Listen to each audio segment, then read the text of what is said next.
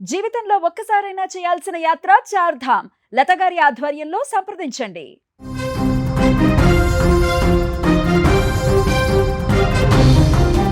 Social మీడియాలో ఒక్క రాత్రిలో స్టార్ అయిపోయిన కుంభమేళా వైరల్ గర్ల్ మోనాలిసా బోన్స్లే గురించి మనందరికీ తెలిసిందే.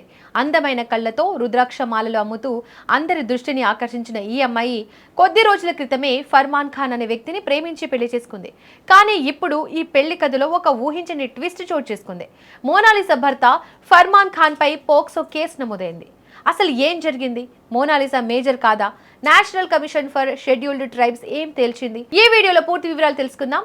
మధ్యప్రదేశ్లోని మహేశ్వర్కు చెందిన పారదీ తెగకు చెందిన మోనాలిసా 2025 ప్రయాగ్రాజు మహాకుంభమేళాలో వైరల్ అయింది. అప్పటి నుంచి ఆమెకు సినిమా అవకాశాలు వస్తాయని అందరూ భావించారు. ఈ క్రమంలోనే 6 నెలల క్రితం సోషల్ మీడియా ద్వారా కేరళకు చెందిన ఫర్మాన్ ఖాన్తో పరిచయం ఏర్పడింది. అది ప్రేమగా మారింది. అయితే వీరిద్దరి మతాలు వేరు కావడంతో ఇంట్లో అంగీకరించలేదు. దీంతో మార్చి 11న కేరళలో హిందూ సంప్రదాయం ప్రకారం వీరిద్దరూ వివాహం చేసుకున్నారు. ఆ సమయంలో మోనాలిసా తన తండ్రి బలవంతంగా పెళ్లి చేయాలని చూస్తున్నాడని, అందుకే తాను ఇష్టపూర్వకంగానే ఫర్మాన్ ను పెళ్లి చేసుకున్నానని పోలీసులను ఆశ్రయించింది. తాను మేజర్ అని అప్పుడు ఆధార్ కార్డు కూడా చూపించింది. కానీ అసలు కథ ఇక్కడే మొదలైంది. మోనాలిసా తండ్రి తన కూతురిని మోసం చేసి తీసుకెళ్లారని, ఆమె మైనర్ అని ఆరోపిస్తూ national commission for scheduled tribes ని ఆశ్రయించారు. దీనిపై విచారణ చేపట్టిన కమిషన్ షాకింగ్ నిజాలను బయటపెట్టింది. మహేశ్వర్ ప్రభుత్వ ఆసుపత్రి రికార్డుల ప్రకారం మోనాలిసా పుట్టిన తేదీ డిసెంబర్ 30, 2009. అంటే పెళ్లి సమయానికి ఆమె వయసు కేవలం 16 సంవత్సరాలు మాత్రమే.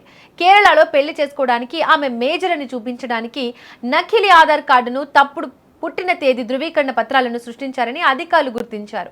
మున్సిపల్ కౌన్సిల్ జారీ చేసిన ఆ నకిలీ సర్టిఫికేట్లను కూడా ఇప్పుడు రద్దు చేశారు. మోనాలిసా మైనర్ అని తేలడంతో మధ్యప్రదేశ్ పోలీసులు ఫర్మాన్ ఖాన్ పై అత్యంత కఠినమైన సెక్షన్ల కింద కేసులు నమోదు చేశారు.